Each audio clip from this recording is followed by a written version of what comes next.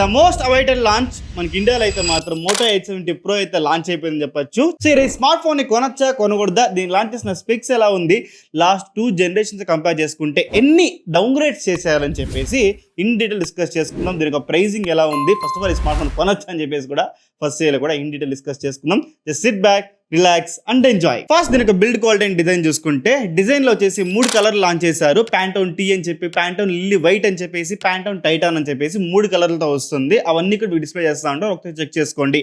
And దీనికి build quality విషయానికి వస్తే మాత్రం టిపికల్ గా మనకి ప్లాస్టిక్ ఫ్రేమ్ తో వస్తుంది. బ్యాక్ సైడ్ వేగల ఫినిష్ తో వస్తుంది. ఫ్రంట్ సైడ్ చూసుకుంటే కార్నింగ్ గోల్డ్ 7A ప్రొటెక్షన్ అయితే యూస్ చేస్తారని చెప్పొచ్చు.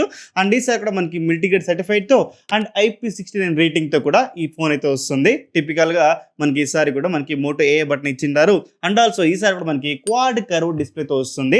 ఈ క్వాడ్ కర్వ్ డిస్ప్లే చూసుకుంటే 1.5 రెజల్యూషన్ తో AMOLED డిస్ప్లే తో ప్రొవైడ్ చేశారు.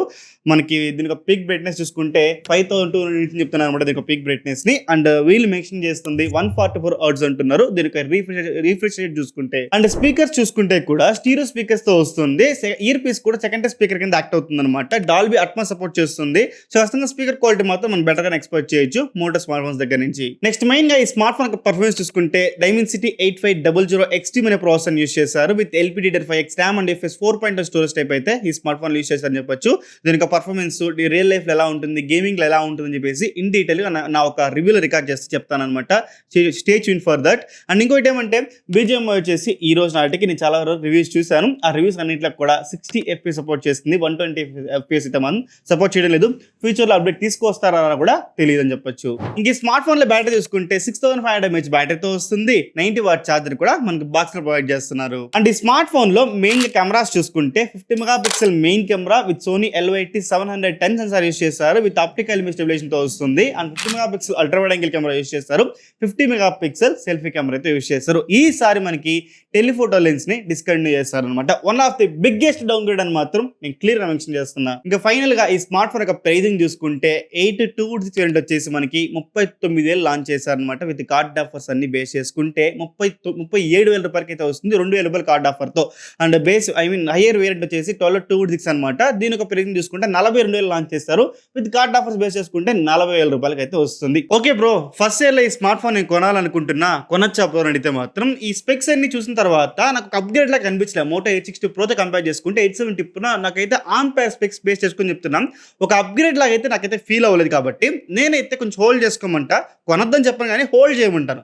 ఎందుకంటే మెయిన్గా ఈ స్మార్ట్ ఫోన్ కొని చాలా మంది కెమెరా కోసం ఉంటుంటారు. మోటోలో ఫొటోస్ కలర్స్ కానీ ఇవన్నీ బాగా వస్తూ ఉంటుంది. డైనమిక్ రేంజ్ ఇవన్నీ బాగుంటుంది.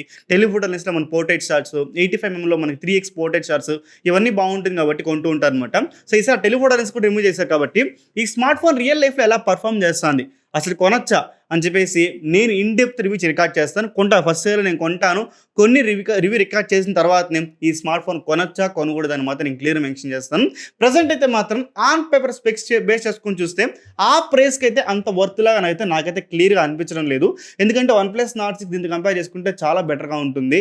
యూజువల్గా మనకి OnePlus Nord సిరీస్ మనకి పర్ఫార్మెన్స్ తీసుకొస్తారు. ఈసారి వీళ్ళు దేన్ని ఫోకస్ చేస్తారని నాకైతే అర్థం కాలేదు మోటో 870 ప్రో. సో నాకైతే మాత్రం క్లియర్గా ఆన్ పేపర్ స్పెక్స్ పైన మాత్రం OnePlus Nord 6 చాలా బెటర్ అనిపిస్తుంది మోటో 870 ప్రోతో కంపేర్ చేసుకుంటే. బట్ ఇది ఆన్ పేపర్ స్పెక్స్ బేసిస్ కొని చెప్తున్నా.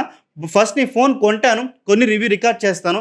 దాని తర్వాత మీరు తీసుకోవచ్చా తీసుకోకూడదా అని ఇన్ డీటెయిల్గా మనం ఆ రివ్యూ రికార్డ్ చేసుకుందాం, ఆ రివ్యూలో మాట్లాడుకుందాం. ఐ హోప్ మీకు మోటో 870 ప్రో గురించి ఈచ్ అండ్ ఎవ్రీ పాయింట్ కూడా క్లియర్గా అర్థమైంది అనుకుంటున్నా. ఇంకేం డౌట్స్ ఖచ్చితంగా చేయండి. ప్రతి కమెంట్ కూడా రిప్లై చేస్తాను. దివ్ సర్వెన్ సైనింగ్ ఆఫ్. జై హింద్.